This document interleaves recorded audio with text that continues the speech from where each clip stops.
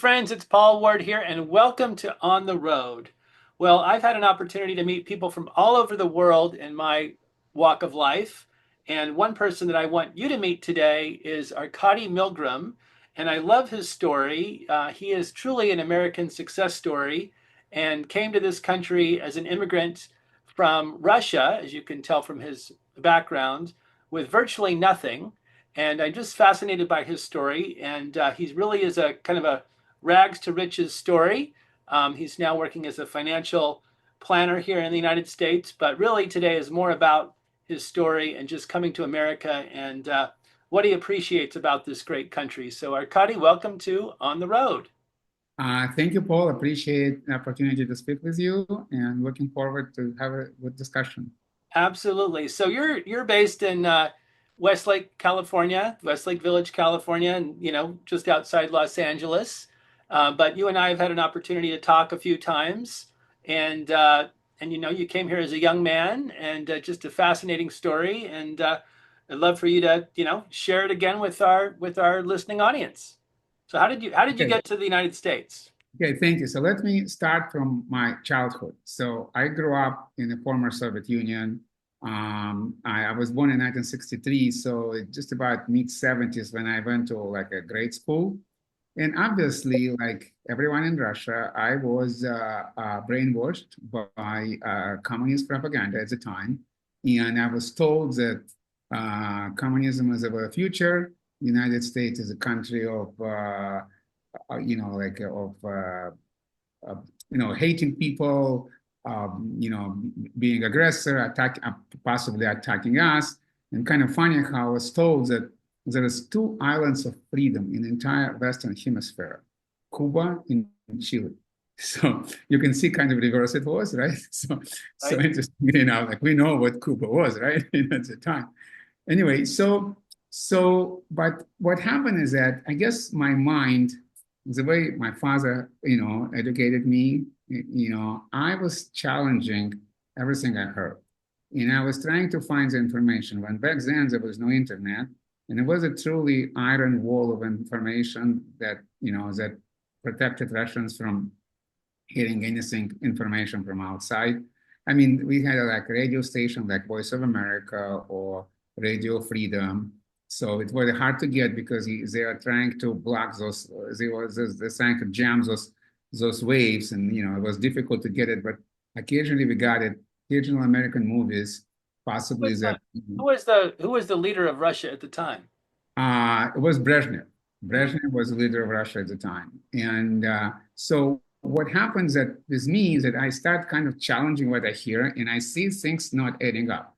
Very interesting is that uh, part of Helsinki Agreement, there was a Helsinki Agreement reached by Soviet Union and United States and other countries somewhere in the early 70s. And part of it was interesting is there was a permission for US to publish a magazine in Russia magazine called America. And Soviet Union actually published a magazine in the United States called Soviet Union. I don't know if you know about that magazine because you No. probably don't.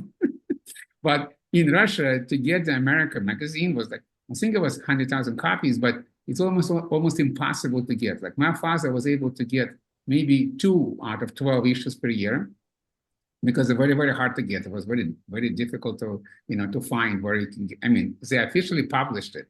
So I started reading that magazine, and I was like, it was published by U.S. government. So one of the articles was talking about an accident that happened in ink producing factory, like whereas they were making ink. So machine broke, and in the employee got, the ink, spilled on his clothes and his body. And the article said that not only company said that employee home on that day, they actually bought him full new set of clothes. Hmm. And I said, it's impossible in America. I mean, America is, it's about exploitation. America, it's about hatred. America cannot be happen. So start reading those things. And again, so things not adding up. This is just one example where I start getting information of what really life in America is and comparing it to what I'm getting from official sources. And that's how it made me to ultimately decide that I need to leave. Interesting. So you knew that you wanted to leave, but it's not easy to leave, right? You had to put together a plan of some sort to find your way here. Yeah, it was really, really hard during the time until pretty much Gorbachev came to the power in 1985. It was literally impossible.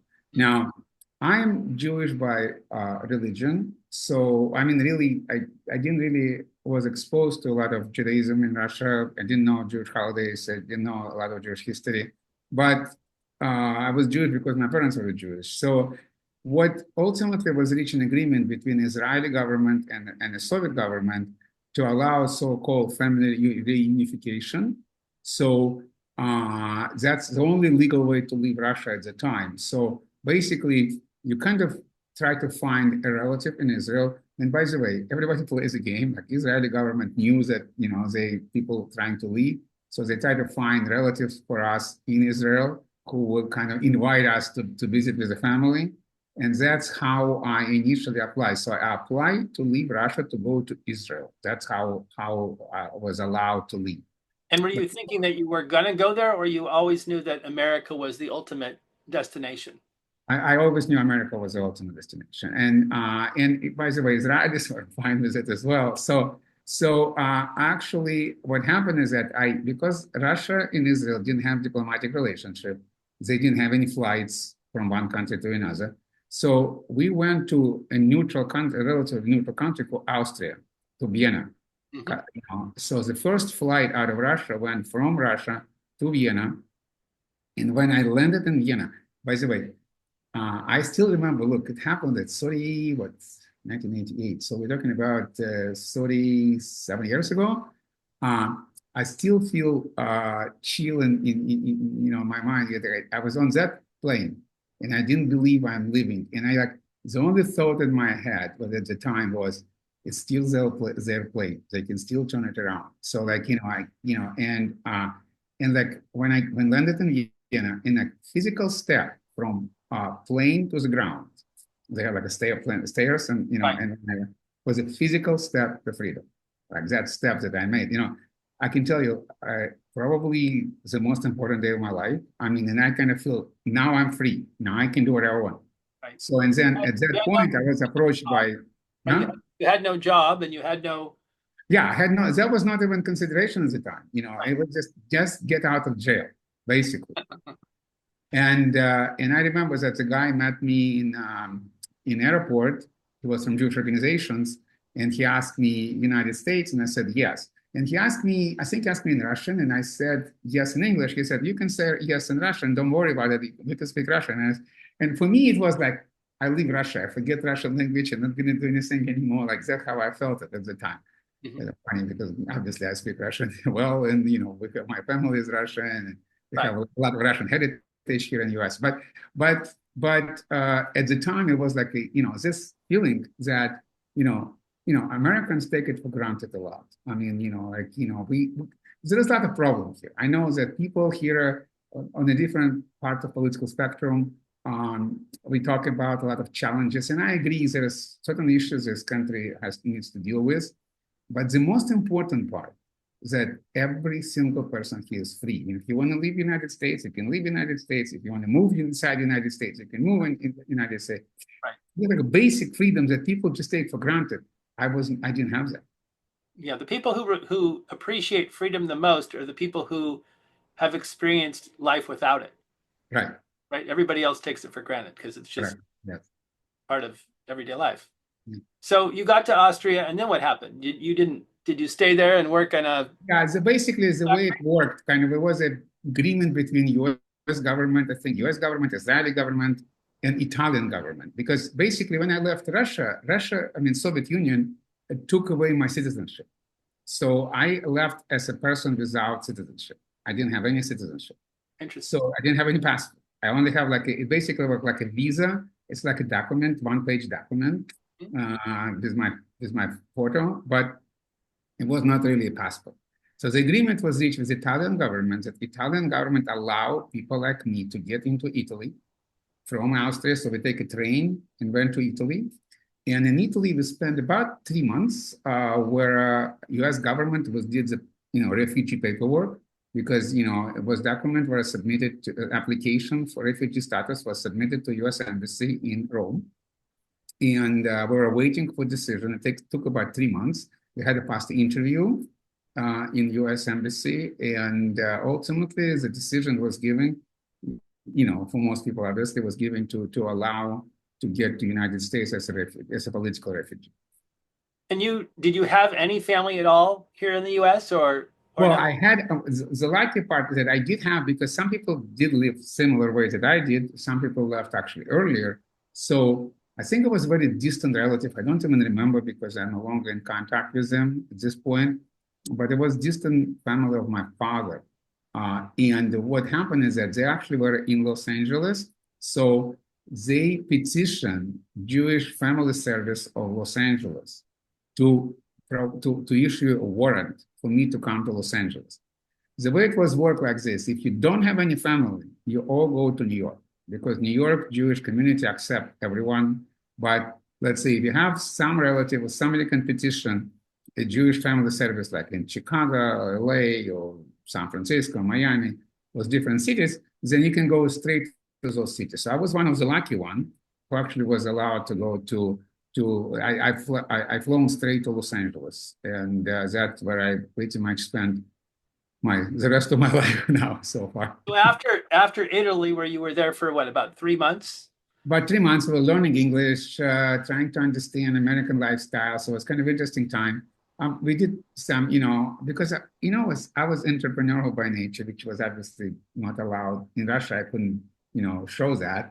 Right. So I found a tour company in Italy that was doing tours for different Italian cities in Russian language for some people who live there and who speak Russian, whatever.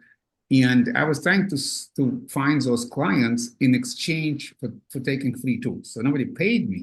I didn't get a payment. I didn't get paid for it, but they took me for those tours. And so I actually managed to went to like Venice, Florence, Pisa, some other Italian cities. So I kind of enjoyed that part a little bit. Again, I was traveling for free.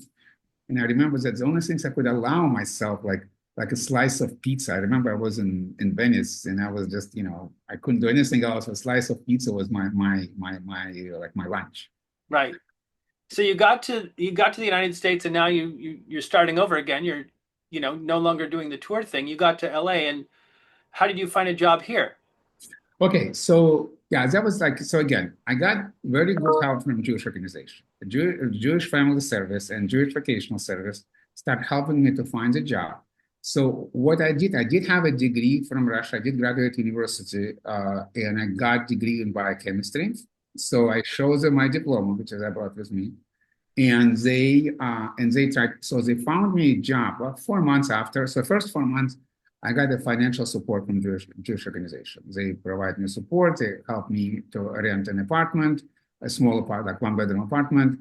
And again, they send me to English school. It's ORT of it, ORT Institute, which was on Wilshire Boulevard. Mhm. And so I went to that school, and then I started looking for the job. In about 4 months, I found a job, my first job. I mean, first real job. I did also partially, during this time, I was trying to get any money. So they gave me a job, like there was I think some Hollywood studio, documentary studio was moving offices, and they needed somebody who helped them to move furniture. So that's what I did. And like, basically I remember it's kind of funny how English works. English was not obviously I didn't know very well. So I got a call from that company that says, you know what, go to stop by the old office, pick up Dolly, and come back to the new office. So I go to the old office. I said, who is Dolly?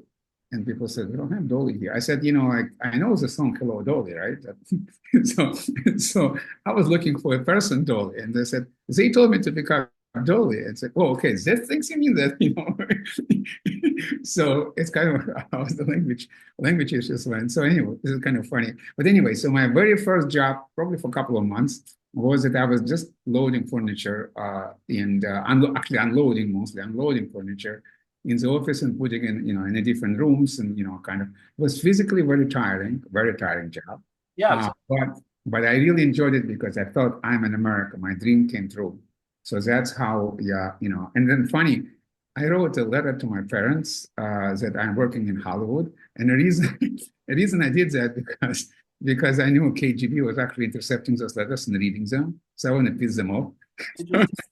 Interesting. So I wrote, I'm working in Hollywood, right? I didn't say in which capacity, right? Right. A moving company. Yes. So anyway, so that's how that whole thing started. And then, my first real job, I mean, professional job, uh, I found job in medical diagnostic company 4 months after I came. Medical diagnostics. Yeah, it was a company that was doing some medical test kits for blood analysis, and I was working like in production there. Okay. And then how did you get from there to where you are now in, financial planning? Well, it was like, I had three different careers. So first I worked with that company for about 5 years. But, you know, the reason I became a biochemist and the way I was a grad, I mean, I was, it happened because in Russia, everything predetermined. You really couldn't do what you wanted to do. You do what they tell you to do. So my mother was a chemistry teacher in high school. So she naturally taught me chemistry early. So I kind of was ahead of my peers in the chemistry class. So Right? that's how I was determined that I need to go to that college. They were told me that's the college to go to. I didn't have much choice. So, Interesting. but it really wasn't my personality. My personality is I want to work with people. I want to be more active. I want to be, and I just want to do just, lab work and, and just, put one liquid to another, like in a chemical lab. So Good. that's how I ultimately determined, I was very, appreciative of the job and I was doing a good job and I was trying to work, but I also was looking for something that more fit to my personality. Hmm. I mean, I got married at the time. It's my first wife. Unfortunately, we're already divorced, but like a lot of people, unfortunately. So, so we started a travel agency. And the reason we did, because we thought, I want to travel the world a little bit. So being in a travel industry would allow us like to, maybe cheaper or easier travel. So that's how we went to that industry. We ran a travel agency, me and my wife, for about 7 years. Just we actually sold it 3 months before September 11th. And I obviously didn't. Wow. Wow, that's And that's some timing right there.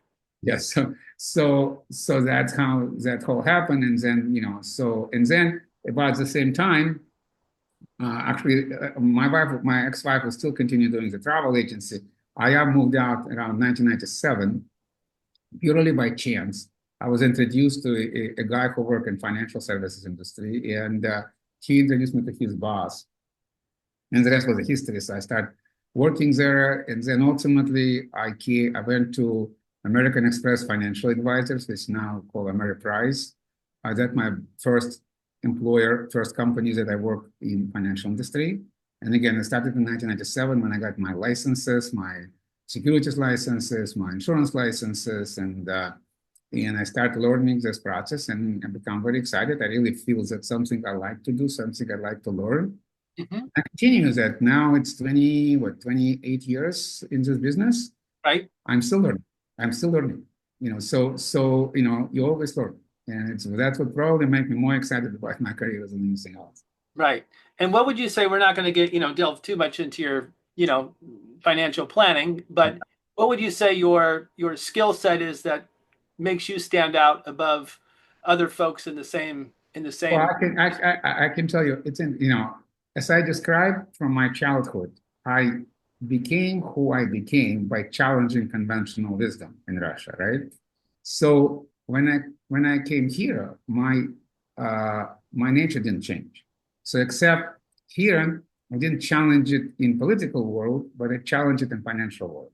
So unfortunately, similarly to what happened in Russia, there's a lot of I would call maybe dogma, maybe some things that like people perceive to be correct, which is not really correct. So I Right. started challenging. So my approach to my industry is that I'm challenging some conventional decisions. I'm asking people questions, why, what you're doing, why you're doing that. And I'm doing often just a review of their financial position, whatever they do for purpose of, investment, retirement planning, protection, estate planning, tax planning. So I talk to people about those issues, and I just tell them that things maybe not as they think they are. Hmm. And that makes me very different. And people always find that I'm kind of a, I find, I mean, people tell me that I find kind of unconventional, creative solution for their financial situation. Hmm. And that's what made me probably stand out. Interesting. And how can folks get a hold of you? Well, we can add my like my email address and my Sure. phone number to this translation. I encourage people just to talk to me. I mean, again, the first talk does not. I mean, I can tell you one thing: when I meet new client or new prospect, the only decision that people need to make after the first meeting with me, it's a decision if they want to see me again. So Hmm. there's no sales going on, and unfortunately our industry has a stigma of like being sold, and Right. people would like to know financial information. People would like to learn about some financial position, but they don't want to be sold. They don't want to be pressed into something. And I know that a lot of my colleagues and do that. And it's like there is like we call it close the client on the first meeting. So Hmm. basically, you need to ask for a check at the end of the first meeting. And I never done this. I never done this in the beginning of my career. I'm not doing this. And actually, that's what makes me successful.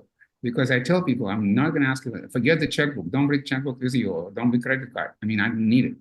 All I need to do is that we are going to do meeting in person if we are locally here, or we can do meeting over Zoom. And Sure. again, the result of that meeting only is that if you like what I'm going to say, what can I tell you? We set up the following meeting. That's the only result of that meeting. That's only decision people need to make. So that's how I operate business. So that's also make me different because I'm not doing hard sale. I just educate people. I believe if I give them the information, if I teach them certain things that I learned myself by challenging conventional wisdom, it's Hmm. going to lead them to different decisions. And they don't ask me for those decisions, but if they ask me, I'm not going to ask them. Right. And what is your phone number? Best phone number for people that. My phone number, which is, yeah, you can call me. So I have, by the way, I have my compliance, I have different numbers for texting and calling. So they call me, I mean, I'll give you my number for phone calls. Sure. 818-919-2461. 818-919-2461. That's a cell phone number. They can call me, but they can't text on that number. So if they call me, I will give them a different number for texting because there's a compliance reasons why we need to use, texting need to be supervised because I'm licensed. So that they have to text with a different number. So if they can Sure. call me at that number, again, 818-919-2461. They can call me at that number. They can talk to me, and we can discuss if we're going to set up a Zoom meeting, in-person meeting, or any other, or maybe just ask me questions, whatever they feel more comfortable about, and we'll decide what would be the next step. Wonderful. And just to finish up the story, your parents, what ended up happening to them? Because you left Well, when 19. I left Russia, I left by myself, and I was told I'll never see my parents again. Imagine how hard it was. It was very difficult. But what I did, as soon as I came here, I went to Jewish organizations and I asked them to send an invitation to my parents. And situation obviously started changing a little bit. Gorbachev changed that country. I can tell you one thing very important. It's a guy I feel my godfather kind of because the guy he didn't know me. It's Ronald Reagan because while he was the president of the United States, he negotiated with Gorbachev.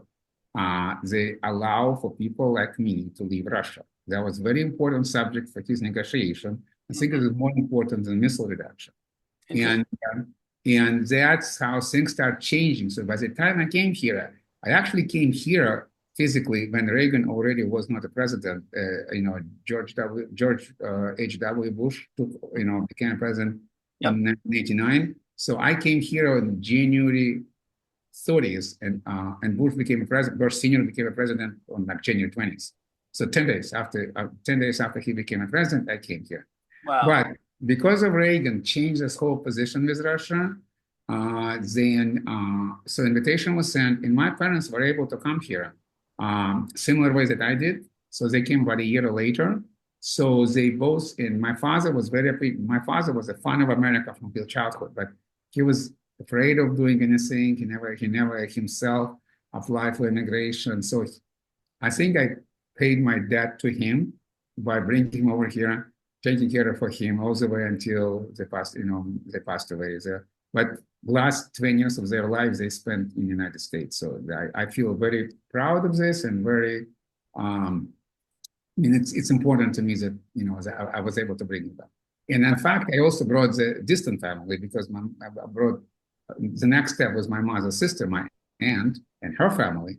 And now, every time we have a Thanksgiving dinner together, they drink for me as being their pilgrim because I was a pilgrim for the whole family to bring them to the United States. Arkady Milgram, the pilgrim. Yes. Well, Arkady Milgram, thank you so much for being our guest on the road. We've loved learning your story, and certainly folks that are interested, we'll have them reach out. Yeah, thank you. Appreciate. I mean, you appreciate the opportunity. Again, I can tell you to finish. I can tell you this: America has problems. We know that, but America is the best country in the world by far. The best country in the world. I can tell most Americans, no matter how bad it is. I mean, for some people to consider. I mean, yeah, there is. And the reason it's because it's the most free country in the world. Now, the freedom, it's not given, it's not granted. We need to fight for freedom. We need to keep our freedom. And I'm very proud to be an American. I love this country. I mean, I built my life. I have now a good family. I'm married second time, and I have two children who are born in the United States that now we have already grown. I have a good relationship with. So, and distant family as well. So it's a great country. We just need to keep it as it is. Absolutely. Well said. Well, thank you, Arkady. Thank you. Thank you, Paul. Appreciate it. Be sure to tune in next time for the next On the Road.